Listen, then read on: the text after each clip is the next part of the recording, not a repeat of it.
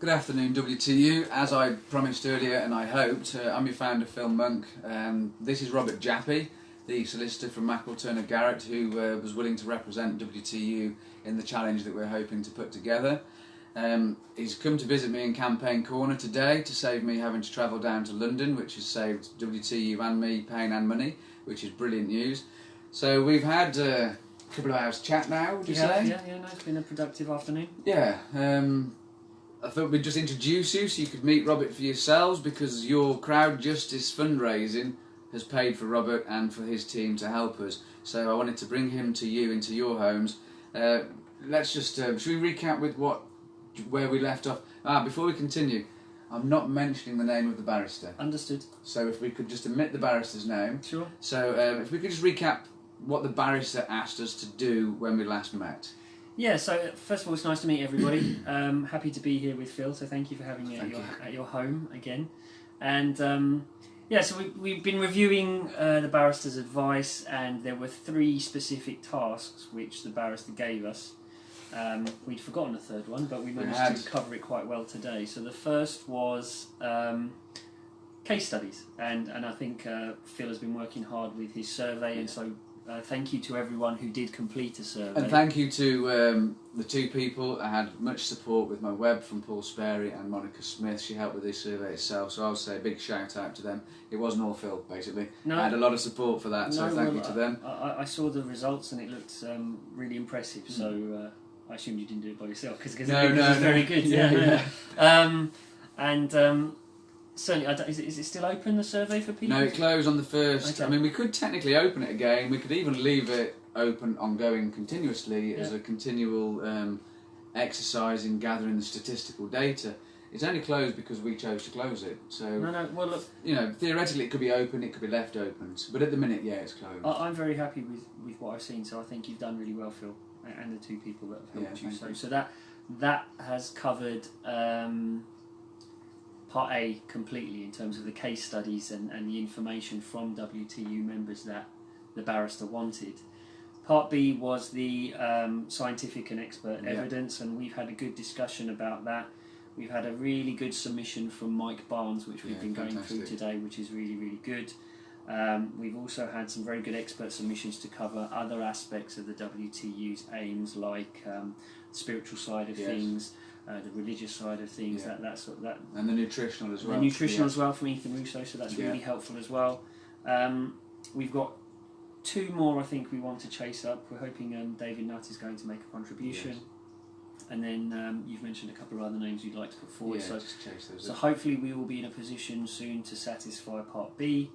And then Part C, which is the one that we forgot, the barrister had asked us to provide evidence of racial disparity in terms of the application of the law. So the current prohibition on cannabis, does it have a disproportionate effect on racial and social minorities? And I think that's a very important one. Yeah, absolutely. So we've discussed some methods of work in which we can address Part C, and that will be approaches to organisations that already will have done a lot of research in that area about how the current prohibition affects minorities. So we're hoping to reach out to those. You've got a couple of connections, I've got a couple who's going to reach out, connect with those and ask them if they can help with the information that might support that aspect of it all. Agreed. So it's not a case of we would have to do the work or the investigation ourselves. There will be organisations that will have done this and have the relevant information to hand, because it's quite a hot topic, isn't it, about how these prohibitions affect minorities. So hopefully, I'm very hopeful we will be in a position quite soon to finalise our submission to the barrister, send it across to him, and then the idea is to draft representations to the Home Office, to the Home Secretary, based on the evidence that we've provided him, and see what the Home Secretary has to say about it. It will be at that point the barrister will then advise definitively whether we have a case to go to court or not. Nerve-wracking times. Absolutely. I mean, I'm hoping, in my head, I can't see how we won't have a challenge, but that's obviously in my head. But we're hoping to bring in historical aspects as well as modern aspects as well into the evidence bundle, as it were. How do you think that'll go down? I think we're covering all aspects of the WTU's aims, which is really important. You know, we want to stay true to what the WTU wants.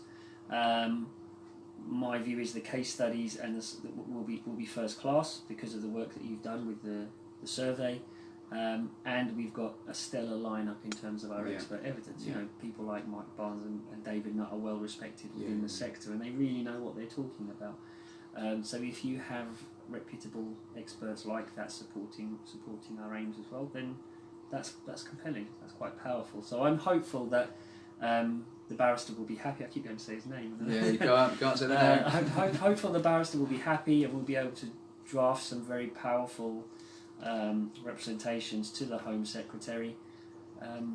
We did discuss it's an uphill challenge.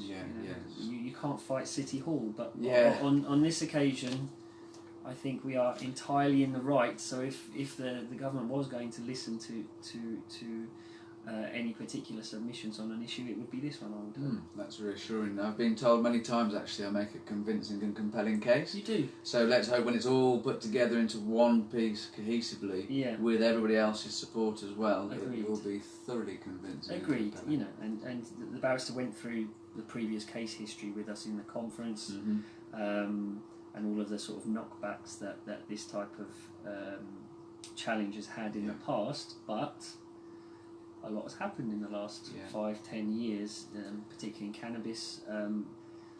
So now's the time. The knowledge has changed. Absolutely. So the known benefits are now well established in science and in the data, and the perceived negatives have been debunked. We did talk about the moralistic judgment against cannabis. Well, exactly. Yeah. Where did this? Where did it come from? Where did it come from? Who suddenly decided that we're going to outlaw this as being immoral and a harm to society all those years ago? So, hopefully we will cover all bases with the submissions, and the barrister will be happy, and we'll take it from there. We'll take it from there. Yeah. So we'll be in touch soon. Yeah. We've got a few other plans that we're going to move ahead with as well, aside from the challenge that Robert's going to help me with.